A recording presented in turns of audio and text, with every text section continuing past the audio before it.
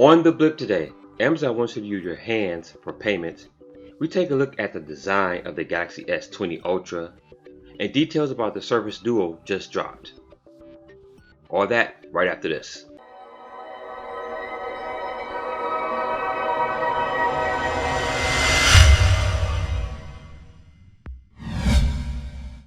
What is going on, fellow nerds? It is me, Jamocha, and welcome to The Blip, the show in which I cover news, highlights, and events from the world of tech. Before we get into the stories, if you're new to this channel, make sure you hit that subscribe button and hit that notification bell so you can get updates every time we put out new videos. Alright, let's jump right into the news.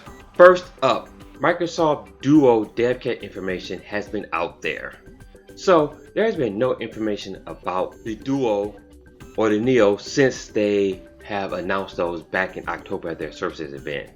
I was hoping to see those at CES, but they were not there. But rest assured, we finally have some information about the Duo and the Neo. Well, specifically, the Duo does have a dev kit out there, which is an Android base. The Windows powered Neo will have its dev kit coming in the next coming weeks.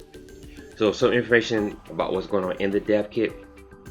Apps can run on a single screen by default. The user has an option to go dual screen whenever they want to. So when running in dual screen mode, Microsoft has gave you a couple of suggestions for how to use that, specifically for the developers. You can see here there are a few different ways that Microsoft is recommending. So you have extended canvas, master detail, 2-page, dual view, companion view.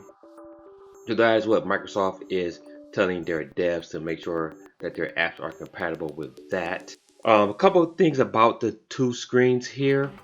We do know the resolution, 1350 by 1800, and that's for each of the two screens. That's a PPI or pixels per inch of 401. Now, for comparison's sake, the Galaxy Fold is 1536 by 2152. That's for the whole display there, and a pixel resolution of 362. So the Duo looks like it will have a very nice pixel resolution. So I can't wait for Microsoft to put this device on display, so I want to get my hands on it, and I'm really looking forward to that. Okay, up next, Amazon wants you to use your hand as payments. Alright, so why does Amazon want to do this? So it turns out that your palm, or the veins in your palm, are actually more reliable and more secure than the fingerprint scanner. Now, Amazon is considering putting these palm-based systems in their Whole Foods stores. You know, they bought Whole Foods a couple years ago. But not only that, Amazon is also looking to pitch this to coffee shops, fast food restaurants, other places where speed and convenience of payment are most critical. So you can expect to see these popping up in like all your McDonald's, your Starbucks will probably be an ideal place for this. So how will this work? So your payment data could be linked to your unique palm vein pattern, which you have to register using some kind of palm-based system. That will also be probably the same system that you will use as payment in these point-of-sale places. And then that information is stored on Amazon's cloud server. So Amazon will have the information about you. So you just go to the store or whatever, put your hand up to whatever, and voila, magic. Now, I don't know about you. That's like the mark of the beast for me. You know, we're moving to a cashless society. I, for one, am not looking for that. I still want to use my plastic. Better yet, use cash. So that'll be me. So I don't know what you want to do. Okay, the Galaxy S20 Ultra design. Is this the final one? You know, we'll take a look. So we've been getting a lot of information about the Galaxy S20 models. We know that there will be an Ultra 5G, there will be a Pro 5G, and then the regular SG model, which is also 5G. This is ahead of their Unpacked event, which is February 11th. So we'll see if this information will be correct. February 11th, we will finally know exactly what the Samsung S20 devices will look like and what all the specs will be. I'm not going to go over to a great detail about the specs. I'm just going to give you a little information about the cameras here.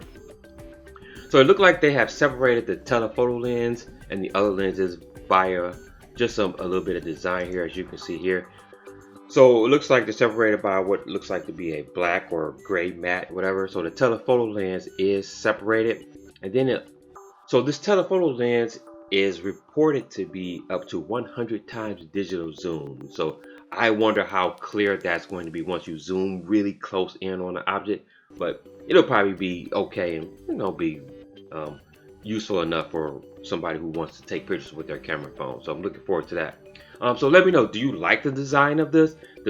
The camera bump looks to be getting a lot bigger as compared to the normal Galaxy models. They look to be approaching the iPhone size. One thing I liked about the Galaxy devices were that the camera bump was always pretty slim and thin. So we'll see. Alright guys, let me know. Are you interested in that Microsoft Duo device? I certainly am. Want to get my hands on that. Will you get on board with Amazon and use your hands for making mobile payments? Not me. And the Galaxy S20. How do you like the design so far? Let me know. Down in the comment section, guys, make sure you share your comments with me. Let me know about some of these stories. And if you like this video, make sure you hit that like button.